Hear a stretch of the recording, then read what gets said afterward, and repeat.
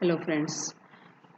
Today let us begin the elegy written by Thomas Gray, and the title of this poem is Elegy Written in a Country Churchyard.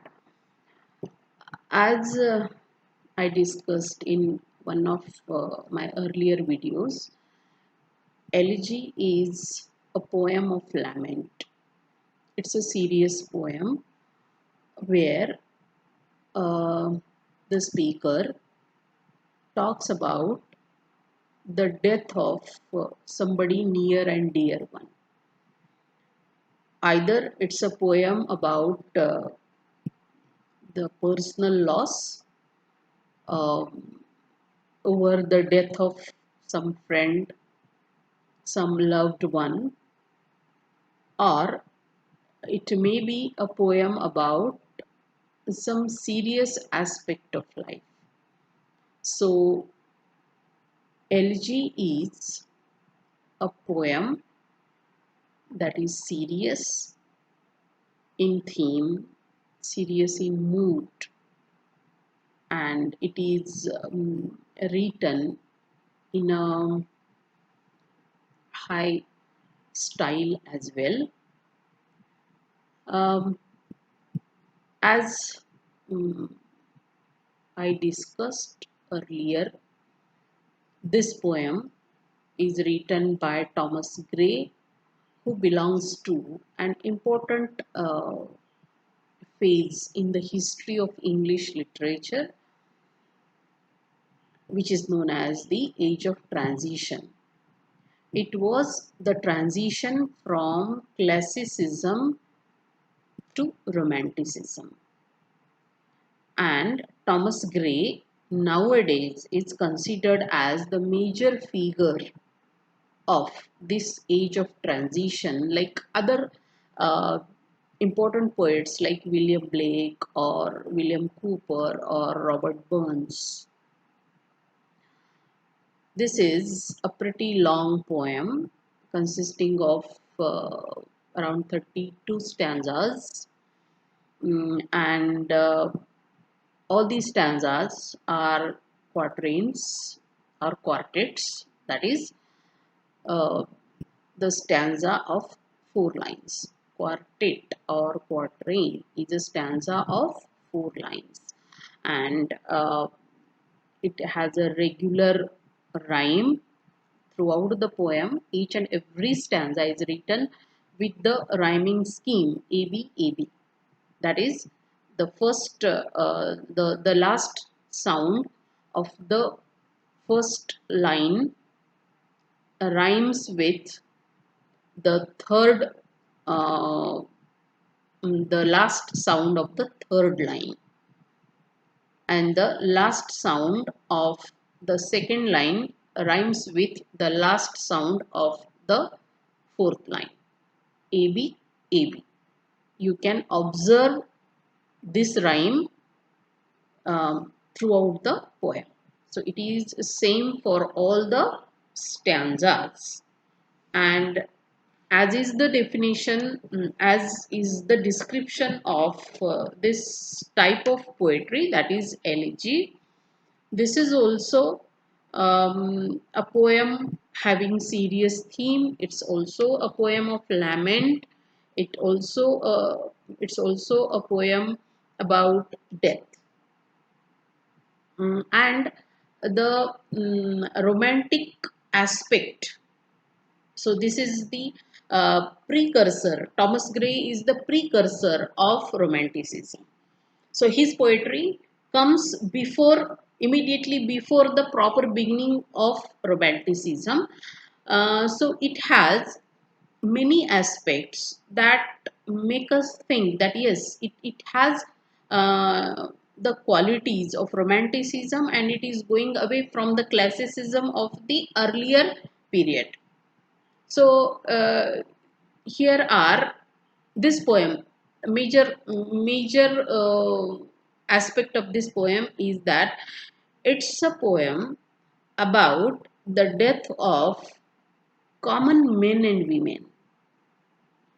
Here, The speaker in the poem is lamenting over the fate, over the death of the rustic forefathers of a village. Rustic, the villagers, the rude people or the uneducated people. Okay, people living in the villages, rural people. So here the speaker is talking about the death of the unknown villagers who are buried in a country churchyard. So the setting of the poem, the no, look at the mood or the tempo of the poem, how the poet builds it right from the title itself. The title suggests us that it's a poem of death because it's an elegy written in a country churchyard. People, the country churchyard is there is a church and there is one corner of that church a yard is there where people are buried. Okay, and it is believed that Thomas Gray once visited a village, Stockpogas, and there he visited the churchyard, the cemetery, and that incident inspired him to write this poem. So it's a lament about the death of unknown people. It's not that these were near and dear ones to the poet or the speaker. So it is in general, it's a lament over the death of the unknown forefathers of that village. That is, in case of this poem, it is Stockpoges. So we'll read the poem line by line and try to understand how what features of romanticism can be found here. What features of the age of transition can be found here. What characteristics of an elegy we can observe in this poem, because it's a masterpiece of this genre of poetry, that is elegy. Elegy written in a country churchyard by Thomas Gray. I read the first stanza. The curfew tolls, the knell of a parting day. The lowing herd wind slowly over the lea. The plowman homeward plods his weary way and leaves the world to darkness and to me. The curfew, we know we are going through a pandemic, and every now and then the local administration they warn us that now it's curfew time. So you are not allowed to wander here and there. You are not allowed to go from this place to that, so remain in your home. So this is the curfew. Now, curfew here is indicated. Nowadays, we listen to the siren of the police jeep, and it is an indication that it's curfew time. Remain in your homes. Don't go out of your homes. The curfew, so it is the curfew. The curfew tolls. Toll is the ringing of the bell, the sound of the bell. And what is the bell here? It is the church bell. Now the church bell indicates that it is the curfew time. It is the time of the end of the day here. The curfew tolls the knell of a parting day. Knell. Knell is the bell. It is the sound of the bell, especially when some death is there in a village. So this particular bell rings and it indicates the people. Because in earlier times when there were no mobiles and there were no means of communication as they are in our times, in the contemporary times, So this message is given to the villagers and to the people around with the help of the church bell. So this knell is the special bell that indicates that there is a death. There is some death in the village. The curfew tolls the knell of parting day. Parting, going away. Okay. The day that is coming to an end.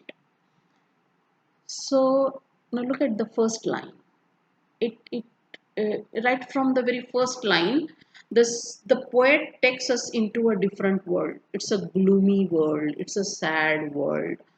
So this is the atmosphere of an elegy, because elegy is a poem about death. It's a poem of lament, it's a poem of mourning, it's a poem about something serious, some serious aspect of life.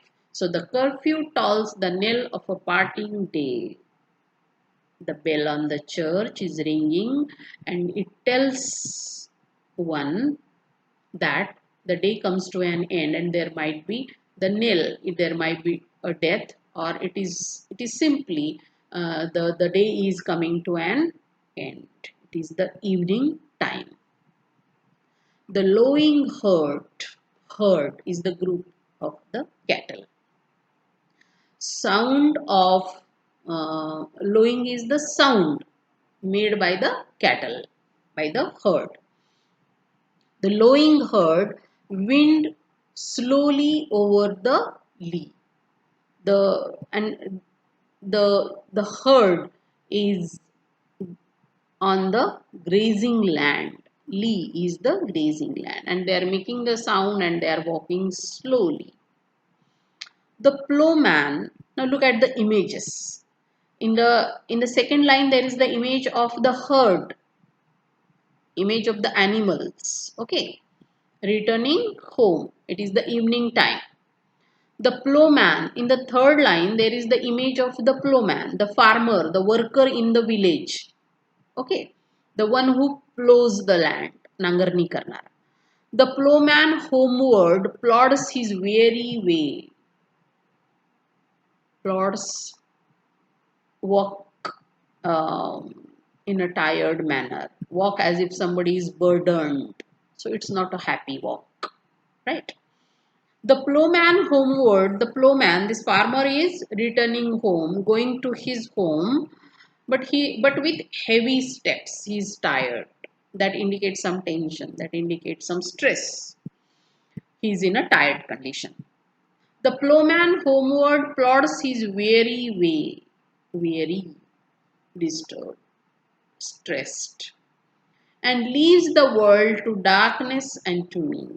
So this is there is the sound of the lowing herd, the animals, the herd, then the plowmen, the farmers. They are also going to their homes. In this is the evening time, and they with the heavy steps they are going towards their homes, and they leave me, the speaker, all alone with the darkness. So they leave this world, that is the world of the churchyard, where the speaker is there standing and everybody is going away. So he says they all of them, they are going away from me and leaving this world to darkness and to me. So what is there for the speaker to come to give him company? Only darkness is there. So this is the first stanza. Now fades, disappears. Now fades the glimmering landscape, glimmering, shining faintly, glimmering. Now fades the glimmering landscape, landscape, the scene around. Okay, landscape on the site. Now this landscape, that is the scene around the speaker, which was visible earlier because of the daylight, because of the sunlight, now it is shining faintly. Now it is a sort, it is a kind of disappearing from the sight, from the eyesight. Now fades the glimmering landscape on the sight, and all the air a solemn stillness holds. Look at the rhythm created by alliteration. And all the air, alliteration, assonance, alliteration, repetition of the same consonant, and assonance is the repetition of the same vowel. So both can be found. And all the air, a solemn stillness holds. Solemn, serious, stillness, lack of movement. Okay. And all the air and all the atmosphere is serious. Save where, here save means except where the beetle, the insects that come out in the twilight, in the evening period. Save where the beetle wheels his droning flight, where the beetle, the insects are flying in the air only, and there can be heard the sound of those beetles only. Otherwise, there is silence, stillness. Again, there is a difference between silence and stillness. Stillness is lack of life as well as lack of sound. There is no movement, there is no liveliness. Whereas silence is okay, it's pleasing, it's beautiful, but not stillness. Stillness indicates something serious, especially death. Where the beetle wheels his droning flight and drowsy, feeling sleepy. Drowsy tinklings, the tinkling, the sound of the bell. Lull the distant folds. Lull. Lull is to make somebody asleep by singing lullaby. Okay, by singing song to make somebody asleep. And drowsy tinklings lull the distant folds, distant, far away, folds, the lands. So he says, and in the second stanza there are some images: the glimmering landscape, the dim landscape that is shining faintly. So this is the evening time. Twilight is spreading. There is the image of the beetle, the insects that come out in the night time, in the evening time. So, and the drowsy tinklings, and there is the sound of the bells. Tinkling lull the distant folds, and it is doing the job of the lullaby. It is making the atmosphere sleepy, drowsy, intoxicating. Okay. So this is the second stanza. Save again, except that from, so he is talking about the sound. That from yonder is there, ivy mantled tower. Ivy is an evergreen climbing plant. Ivy mantled tower. So there is a tower, there is a chamber kind of thing covering dome made up by made out of the climbing ivy. Save that from yonder ivy mantled tower, the moping owl. In the second line of the third stanza, there is an important image of the owl. Okay, the bird that again comes out of the night. Again, owl in many cultures is associated with death. Moping is feeling dejected and apathetic. That is not enthusiastic, disappointed, dejected, sad. So the moping owl does to the moon complain. Another image of the moon. So as if there is also the sound of the owl that is in a dejected mood, that is in a sad mood, and this owl is as if complaining to the moon. Beautiful images from nature. We are going towards romanticism. Of such as one, so nature is the real presence in romantic poetry. And this is the beginning of romanticism. That is the age of transition. Of such as wandering near her secret bower, secret room, secret chamber. Of such as wandering, moving here and there, of such as wandering near her secret bower, molest, disturb, assault, her ancient solitary reign, solitary, lonely. And rain is the sovereign power. So as if the moon is the owl is complaining to the moon that the sound is disturbing my kingdom. That is the kingdom of the forest, or this loneliness where the ivy is there, the evergreen climbing plant is there, and this is the chamber as if for the owl. The fourth stanza. Beneath those rugged elms, rugged, rough, and elms are elm. It's a kind of tree that is a tall tree, and it is always covered with green leaves, and it has red berry like fruits. So beneath those rugged elms, beneath those elm trees, that yew trees shade. Yew tree is again another evergreen tree.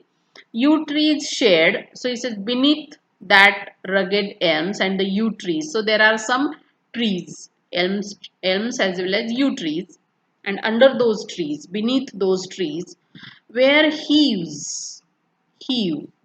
pull by air or lift by air, heaves the turf. So what is lifting? The turf. Turf is the upper layer of the ground where grass is there. So it is the combination of the soil as well as the grass, the upper layer. If you pick it up, if you lift it up, then there is soil as well as grass. So this layer is known as turf as well as sod, SOD, sod, or turf, TURF, where heaves the turf in many a mouldering heap, mouldering, slowly decaying or slowly disintegrating.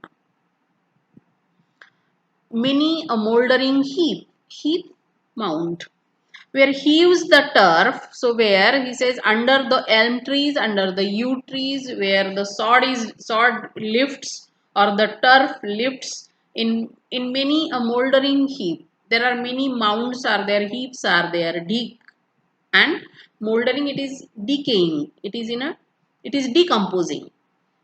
Each in his narrow cell forever laid.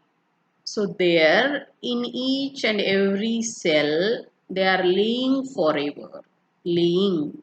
They are sleeping there. Who are there? In each and every cell. So now this cell refers to the graves.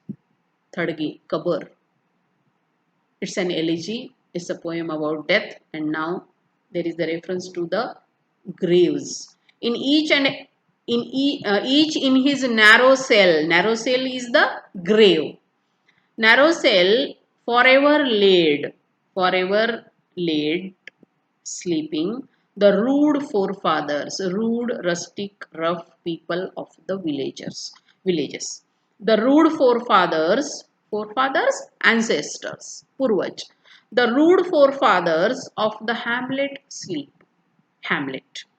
Hamlet is not Shakespeare's Hamlet here. Hamlet is a small church without its own, small village without its own church. That is a hamlet.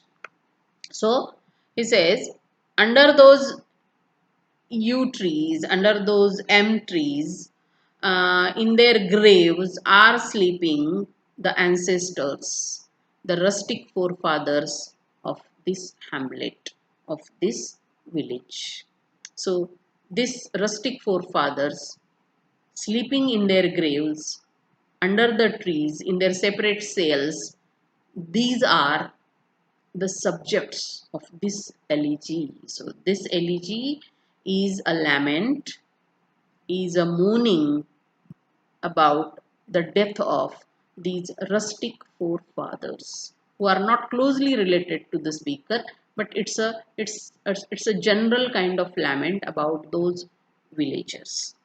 So these are the first four stanzas, and by the end of the fourth stanza we get the subject of this elegy. So this elegy is about the rustic forefathers, is about the rude ancestors of one village, and the speaker is standing, he's wandering in a country churchyard, in a cemetery, and He is thinking about the people buried in those graves, and what he thinks about them we will see in other videos.